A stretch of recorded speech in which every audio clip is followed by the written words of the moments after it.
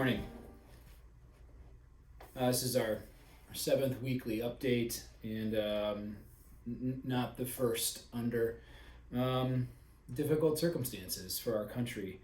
And so, a couple of things that I want to say about the protest movements and the civil unrest in our country right now, and the way forward for our district.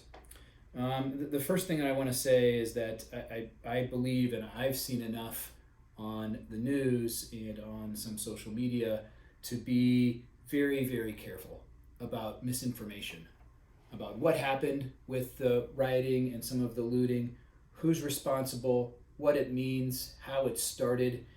I'm very concerned about assumptions and misinformation and a bias again playing a role in our country along fault lines of race in how people come to understand this one small aspect of what's happening very broadly in our country. And so I would urge caution and patience. We have to wait for, I think, the fourth estate, the fourth branch, if you will, of the press, the investigative journalism that is so important in our country, to do their work and to find out more completely what's going on, in addition to the sound bites and the images and the pictures that we may have been selected for us to see so far. So I'm concerned about the misinformation and jumping to conclusions about who is responsible and what this means. Second of all, I've been very, very careful, and I will continue to be careful about making political statements in a role as a district superintendent. However, I think it is important to make some comments about leadership. And that is something that I know a little bit about, much more so than politics. And leadership that, leadership is not based upon threats and intimidation and verbal violence. That is not leadership. Leadership is reflective and empathic and courageous. I believe leadership looks for commonality of purpose and to find unity among disagreeing members and groups in our society. And I also believe that leadership looks for positive action and makes recommendations for positive action.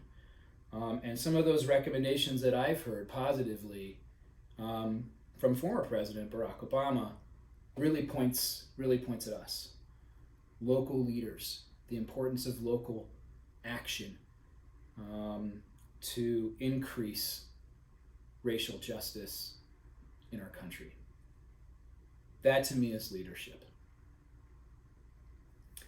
And so turning really to our district, as I've been reflecting even more over the past week or so around our district, the actions that we've taken, the actions that we have not taken, and what the way forward is, as we set and pursue an agenda of social justice and racial equality in our schools.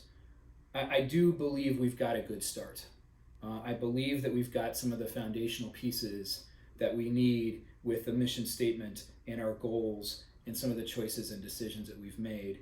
And it's really clear that that's not enough and that we need to do more. And I think that we have not yet been explicit enough as a school district that for us what this means is transformative social justice, equity for Black America, equity for Hispanic America, and that's what we're about as a school district. As many conversations and as much work as I've done with, especially with our cabinet, around racial justice and around racial equity, as a district we have not yet been as explicit as we need to be, and as I believe that we are being again called to be in this moment. So we're going to work on and adopt a racial equity statement for our district. We're going to apply that racial equity statement to our policies and our procedures and really carefully look for places where our work is not yet living up to the standards that we hold for ourselves. We're going to be preparing for some additional training and opportunities for training for all of our staff, and really looking to our students, especially our students at the high school, to step forward into a role of leadership for our district as well. I want to listen to our kids and listen to our students and what they have to say. So that's, I believe, some of the work so far, and some of the work that is ahead for us. And I sincerely appreciate, and have taken a lot of strength from the feedback that I've been getting from staff with the emails and the phone calls, even a couple of personal conversations as things begin to open up again in our country. So please continue to reach out and tell me what you're thinking, what you're reflecting on in your own practice, and what you think it means for the district. And this is a way that we'll make sure that we move forward together. So I thank you for all of your work as we end this school year. I thank you for all of the input and feedback and connection that we've had, and we will move forward together as a school district. Thank you very much. Have a great week.